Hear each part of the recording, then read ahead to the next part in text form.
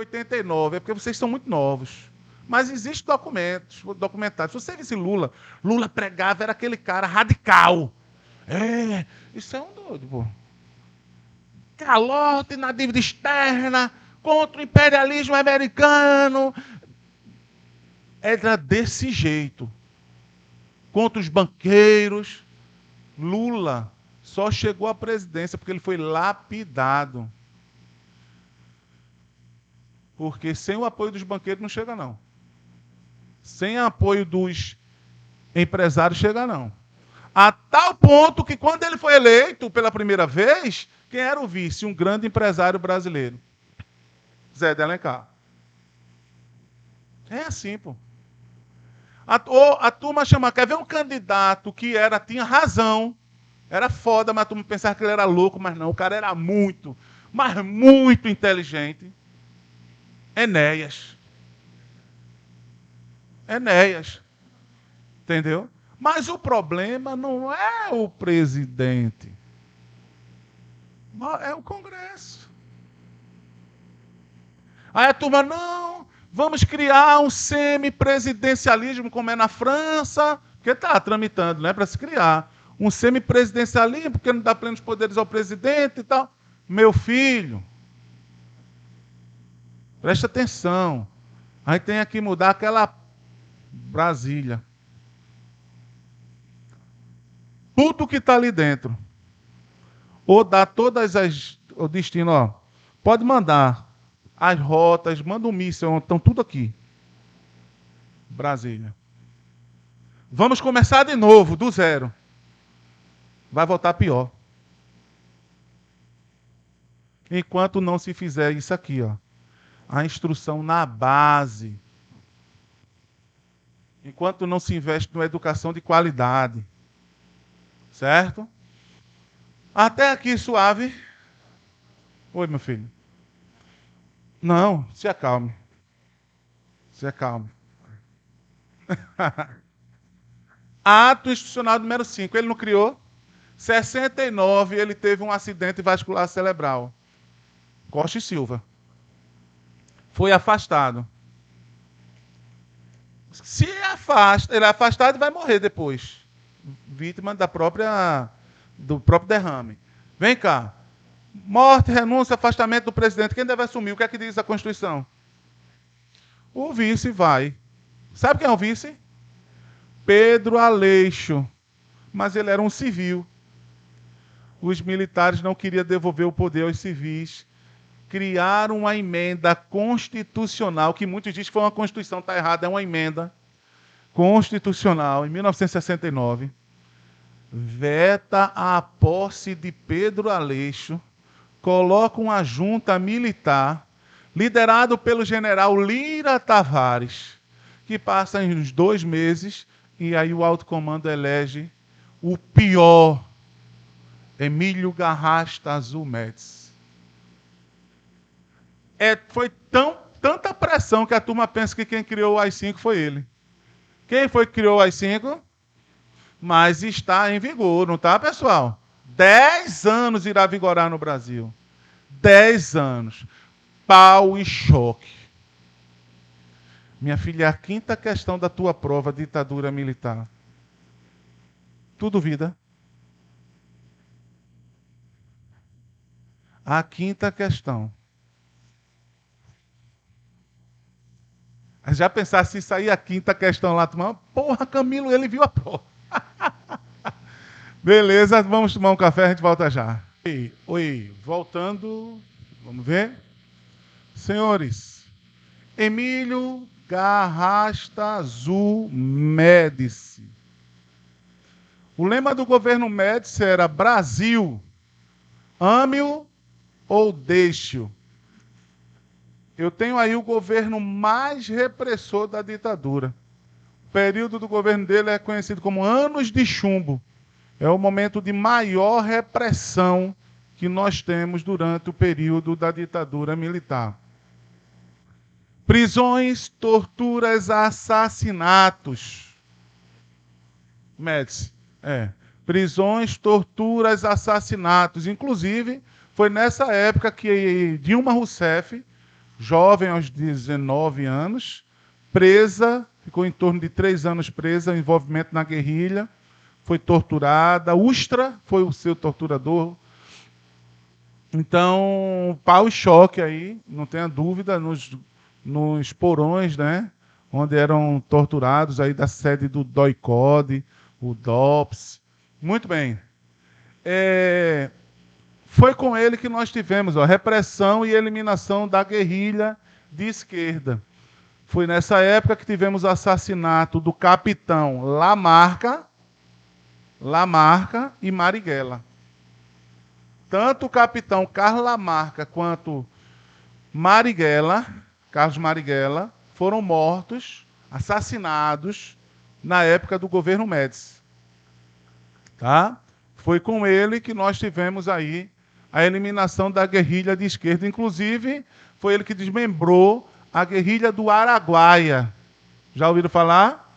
A Araguaia, que era a luta de resistência por parte do Partido Comunista Brasileiro na região do Araguaia. Tá? Muito bem, em plena floresta amazônica no Pará. Também é um período de euforia. O Brasil é tricampeão do mundo, Copa de 70, certo? Além da Copa de 70, o Brasil também foi campeão da Fórmula 1, com Emerson Fittipaldi. A música na época da Copa de 70, né? 90 milhões em ação, para sempre Brasil, salve a seleção. Já ouviram, né? Nunca? Pronto. Na realidade, senhores, você vai ter aí o governo explorando a vitória nos esportes com o seu governo, relacionando ao seu governo, e também coincidindo com o famoso milagre econômico brasileiro. O milagre econômico foi favorecido pela baixa do preço do petróleo no mercado internacional, que teve como ministro Delfim Neto. Delfim dizia assim: vamos fazer o bolo crescer, depois que o bolo crescer, iremos reparti-lo. O bolo cresceu, a economia brasileira cresceu mais de 11% ao ano, o PIB. O rico ficou mais rico e o pobre mais pobre. O milagre que não foi santo. Certo? A má distribuição de renda. Então, falou em milagre econômico, aconteceu no governo Médici, o ministro era Delfim Neto, a economia cresceu mais de 11% ao ano, mas a distribuição da riqueza não ocorreu.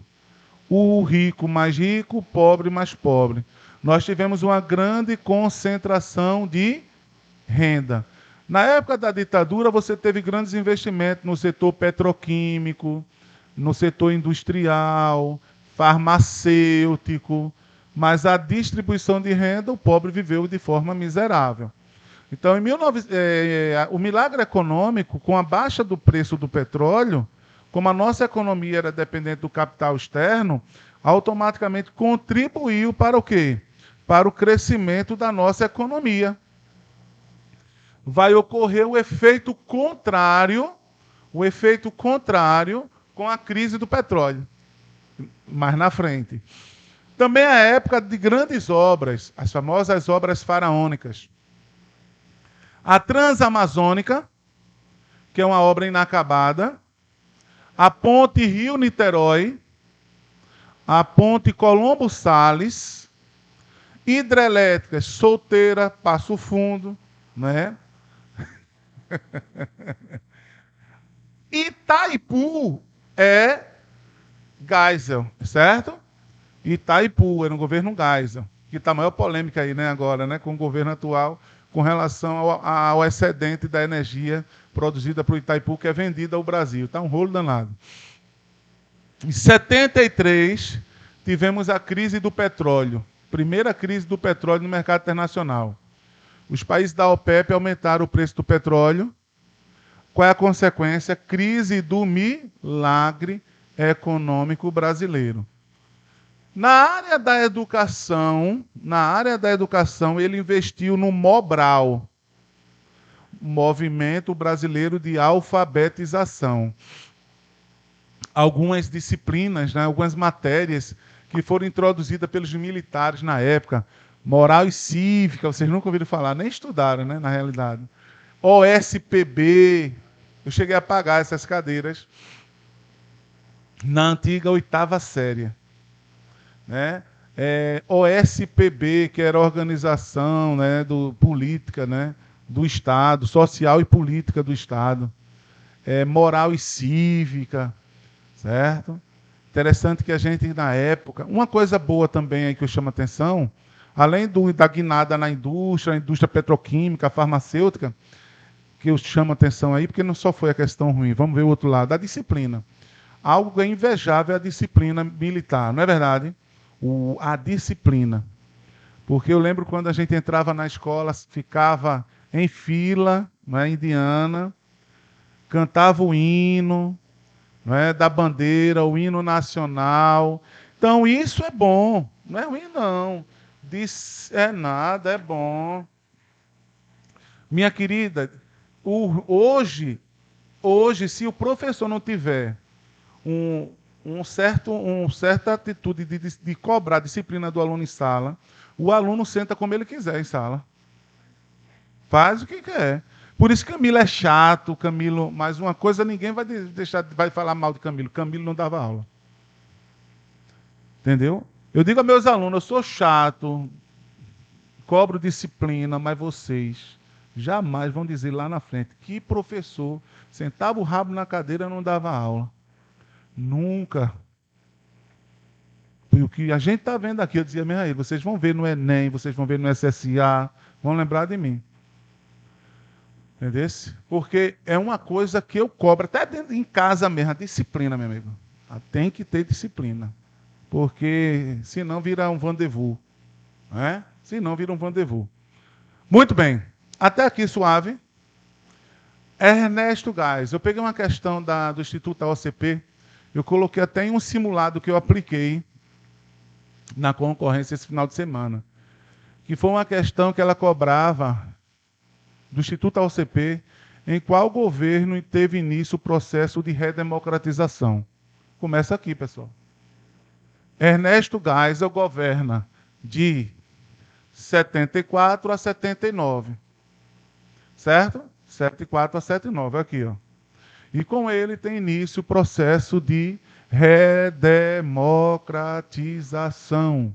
Dá início à abertura política, que ele dizia o seguinte: vamos promover a abertura de forma lenta, gradual e segura.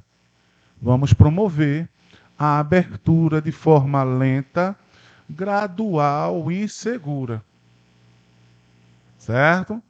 É com ele que eu tenho em 73, crise do milagre, do petróleo, leva à crise do milagre. Então, crise que se estende no governo de Geisel. Diante da crise do petróleo no mercado internacional, ele criou o pró-álcool, uma nova fonte de energia, né? A produção de etanol, foi com Geisel.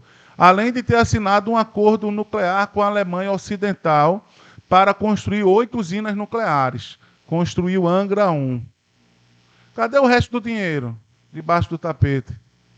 Não tem corrupção, né? Claro que tem, né, pessoal? O problema é que nós não temos acesso à informação, porque não existia liberdade de imprensa. Entendeu? Claro que tinha corrupção. Tá? Então, assassinato do jornalista da TV Cultura, Vladimir Herzog. Herzog foi retirado de sua residência, levado para a sede do DOI-CODE em São Paulo, foi torturado, foi encontrado morto na sede com o seu cinto amarrado a um basculhante, simulando suicídio. Como que aconteceu com ele, ocorreu com outros, como o operário Manuel Fiel Filho. Suicídio. Claro que não aguentou a pressão, tortura, tal, o cara veio a óbito. Há pouco tempo que a família conseguiu tirar da certidão de óbito o suicídio. Há pouco tempo, foi há pouco tempo, pouquíssimo tempo, né? Foi quando o presidente resolveu agir. Afastou o comandante, o coronel de Ávila Filho, certo? Do quarto exército, ele afastou e criou um pacote de medidas chamado Pacote de Abril. Pacote de Abril, 1977, significou um retrocesso à abertura política. E com o pacote de Abril, ele fechou o Congresso, o fechamento do Congresso Nacional de novo. O mandato presidencial passou para 6 anos. O único presidente que completou 6 anos, que teve 6 anos, foi Figueiredo. Criou os senadores biônicos. O que seriam os senadores biônicos? 1/3 do Senado era indicado pelo presidente. 1/3 do Senado. Porque, para não perder influência no Senado, ele criou os senadores biônicos. Seria indicação do presidente. Vejam só. Revogação do AI-5 em outubro de 78. Então, ele extinguiu o AI-5 e trouxe de volta o HC, a Garantia Constitucional, o habeas corpus. Certo? Tranquilo até aí? Tem uma curiosidade descoberta há pouco tempo sobre Geisel. No concurso 2018, estávamos próximos da prova, naquela semana de revisão, e aí a prova seria domingo, aí saiu uma matéria divulgada nas principais revistas e jornais do país. Um dossiê divulgado pela CIA. Lembre que a CIA era quem dava treinamento aos militares brasileiros, viu? De tortura. Treinamento de tortura. Tá? E a CIA, o chefe da CIA na época, chegou para Geisel e disse, olha, pegou uma relação, um relatório e disse, eu estou com esses 104 prisioneiros aqui. 104 prisioneiros. O que faço com eles? Foi do governo Médici. Pode matar os 104.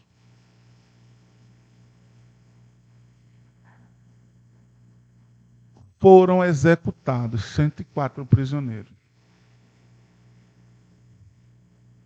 Veja só.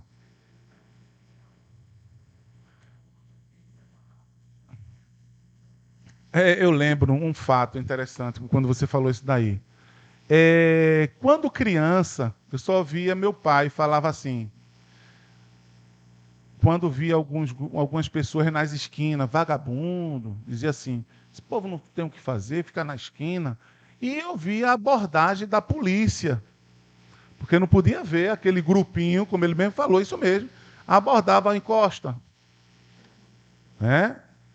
Naquela época, eu lembro, nem todo mundo, eu era criança, nem todo mundo tinha TV em casa. Nem todo mundo tinha TV. Hoje nós temos esse luxo, pessoal. Não só uma, 3, 4, 5 TVs. Cada canto da casa uma TV. Né?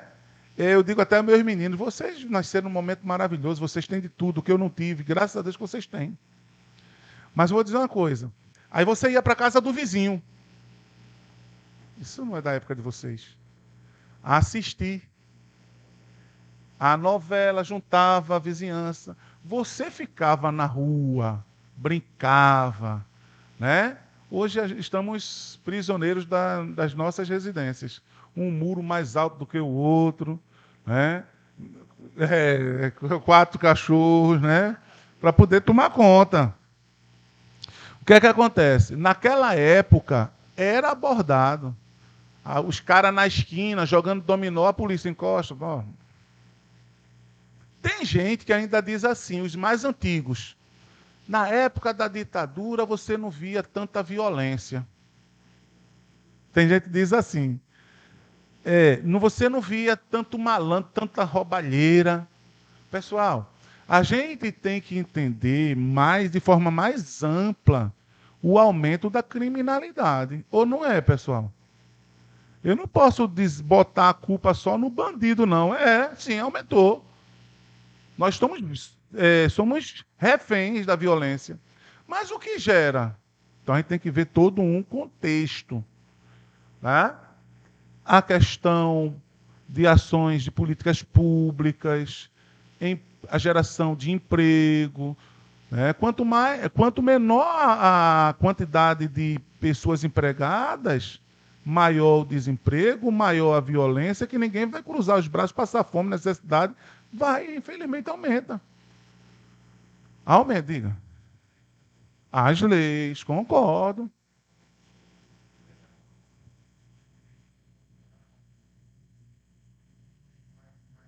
Dura. Eu acho as nossas leis muito brandas. Tem muito que ser mudado. Mas quem cria tem medo de cair. Tem que deixar a brecha para eles se safarem, né? Você lembra o Michel Temer quando foi preso? Eu disse, é o quê? Temer? Ele foi um dos constitucionalistas. Sabe onde estão as brechas todinha da Constituição? Mas, meu Deus do céu, Temer... Espera, não deu outra. Tchau. Não deu outra. Então, quem queria, mostra os caminhos. Ó, pessoal, a gente pode mais tarde precisar disso aqui. Vamos. Como é?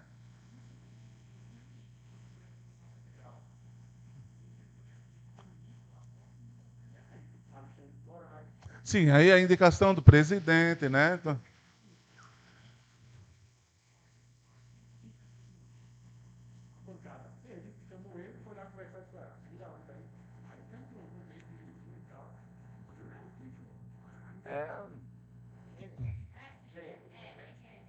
é, é. Desse jeito, é. É, tem. Então, veja, o AI-5 foi revogado aqui. Tudo bem? Tranquilo. Quem criou?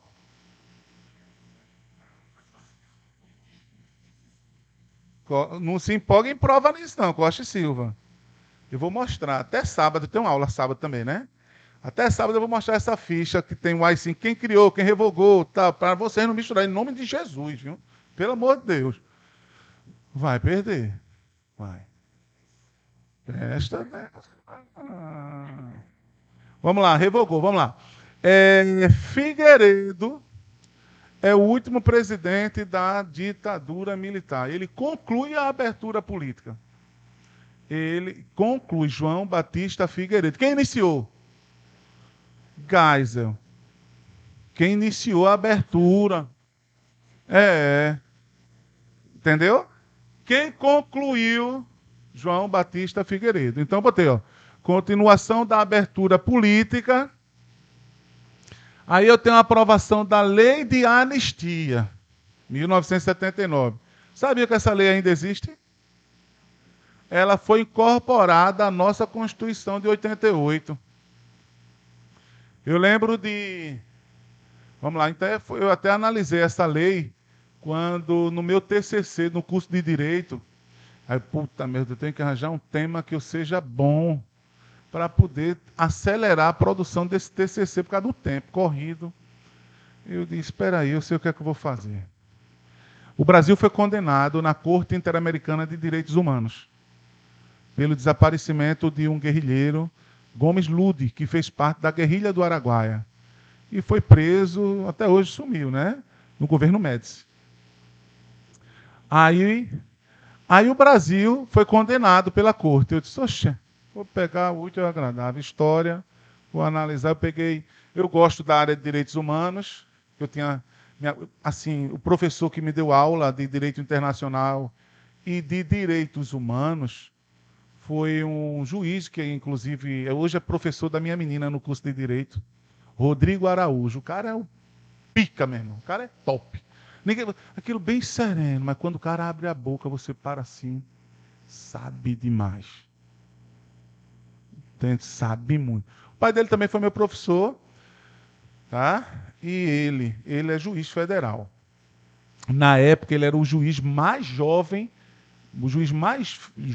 de Pernambuco, Rodrigo Araújo.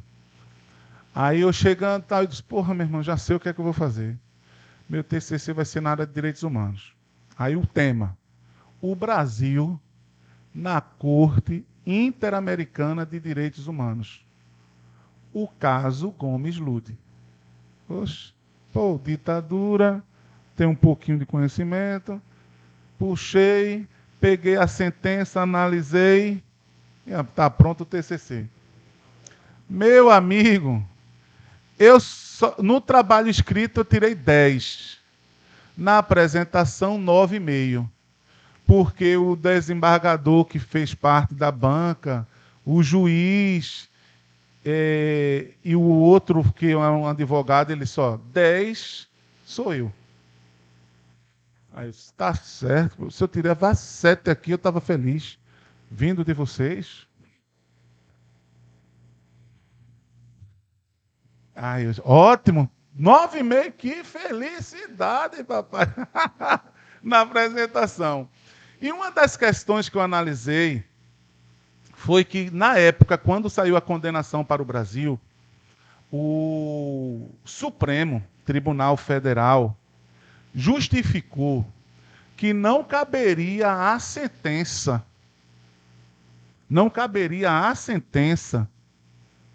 ou melhor, a condenação ao Brasil. Primeiro porque não tinha exaurido os recursos internos, mas justificava uma vez que o Brasil se mostrou omisso, mas tudo bem. Segundo, que a nossa Constituição, foi o recado do Supremo, a nossa Constituição de 88 recepcionou a lei de anistia. E está rolando. Está rolando. Essa lei foi criada em Figueiredo.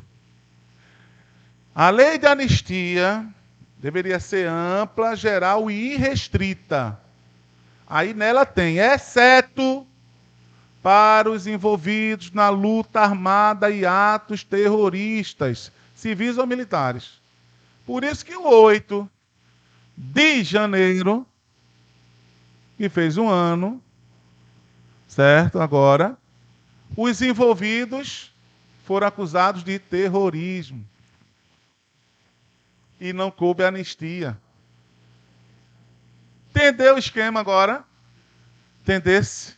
Então, anistia não. Isso foi terrorismo. Atentado contra a democracia. E tome. Pô. Entendeu? Você entrou com os dois pés. Aí eu digo, essa lei ainda existe. Está na nossa Constituição. Ela é recepcionada pela Constituição. Ampla, geral e restrita. Exceto para os envolvidos nas lutas armadas e atos terroristas, civis ou militares. Sorbonne, linha dura. Sorbonne.